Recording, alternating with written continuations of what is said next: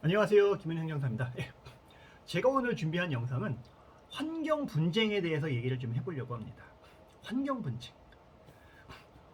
우리 살다 보면 이 환경적인 관련된 분쟁으로 인해서 이웃 간의 갈등이 발생되는 경우가 굉장히 많이 있습니다.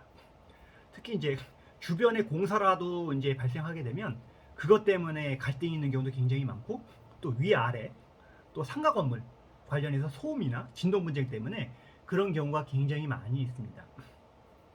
특히나 조금 이제 많이 문제가 되는 부분들은 주변에 공사를 했을 때 발생되는 부분입니다. 그걸로 인해서 발생되는 부분은 손해가 너무나 큽니다. 손해가 너무 큰데 어떤 손해냐? 예를 들면 가까운 거리에 나보다 높은 건물이 있거나 하게 되게 되면 여러 가지 피해가 굉장히 많이 발생하죠. 일조 발생하죠. 사생활 침해 발생하죠. 여러 가지 일조도 제대로 안 들고 그런 것 때문에 건물 가치 하락이 되죠. 이런 여러 가지 문제가 발생될 수 있습니다.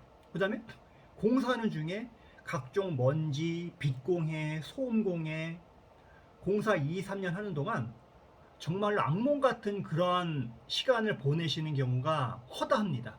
그래서 이런 분쟁을 좀 더 원활하게 어떻게 하면 현명하게 해결할 수 있느냐라는 것에 대한 궁금증에 대해서 많이 연락을 주시고 해결을 보려고 하시는데, 근데 이 환경 분쟁이라는 거는 손해를 입증을 하고 적정한 금액을 배상받는 것이 너무나 힘이 듭니다.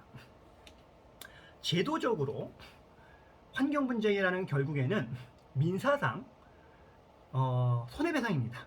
민법 750조에 손해배상이라는 근거 종합해서 우리가 손해배상을 청구하는 거예요, 결국에는. 근데 이 손해배상을 청구하는 방법, 어차피 금전적으로밖에 받을 수가 없는 거잖아요, 저희가 그 부분에 대해서. 여러 가지 피해를 저감시키거나 하는 거를 요청해서 하는 부분도 있겠지만, 기왕에 발생된 부분에 대해서는 우리가 금전적으로 손해배상을 받아야 되는 거잖아요. 지금까지 내가 받아온 피해에 대해서는. 그러려면 그거는 결국에는 금전이거든요.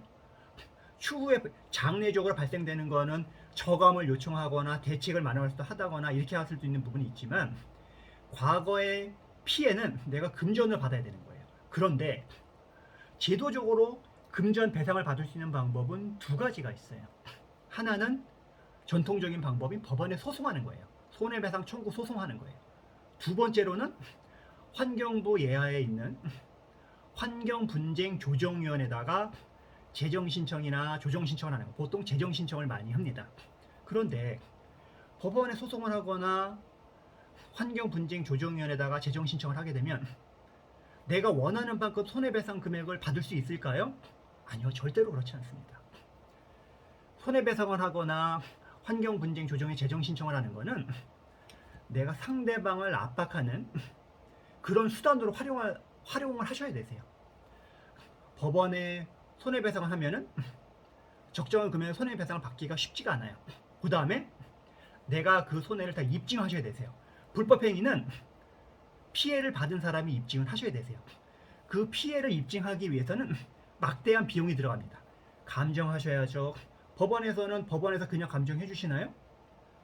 원고가 감정 신청해줘야 돼요. 감정 비용 예납하셔야 됩니다. 감정 비용이 많이 들어가요. 그래서 이것 때문에, 이런 비용이 많이 드는 것 때문에 통상적으로 환경분쟁조정위원회 재정신청을 먼저 합니다. 왜냐하면 거기서는 여러 가지 입증이라든가 조사라든가 이런 거 다 해주거든요. 감정을 할 필요가 없어요. 웬만한 비용들은 나라에서 다 해줍니다. 그렇더라도 여기서도 많은 금액을 인정받기가 쉽지가 않아요. 터무니없는 금액을 받을 겁니다. 양쪽 다.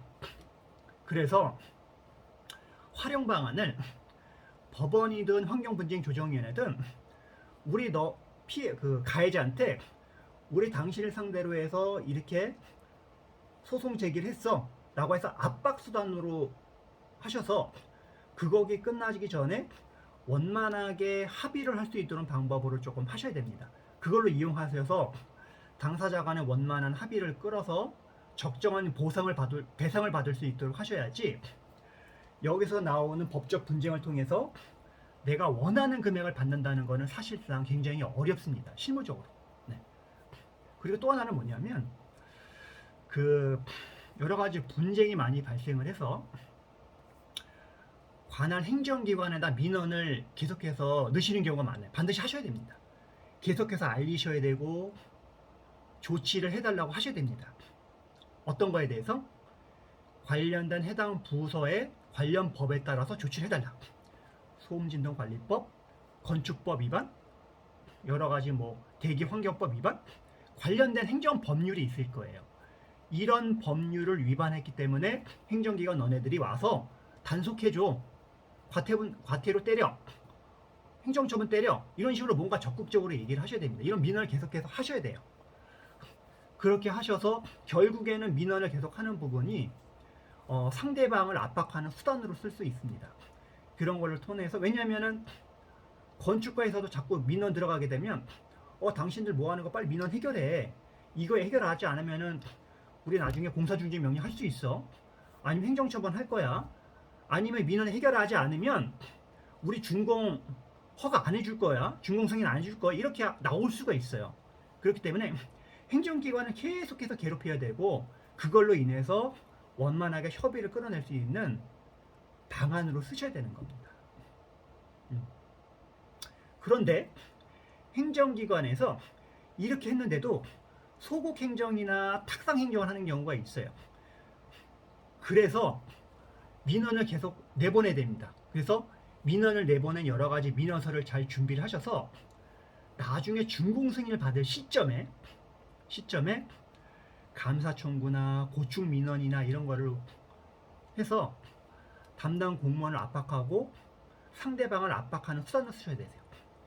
행정기관 너네들 공사 여기까지 왔는데 너네들이 제대로 안 해줬기 때문에 법 위반이 뻔한데, 소음진동관리법 위반이 뻔하잖아. 건축법 위반 뻔하잖아.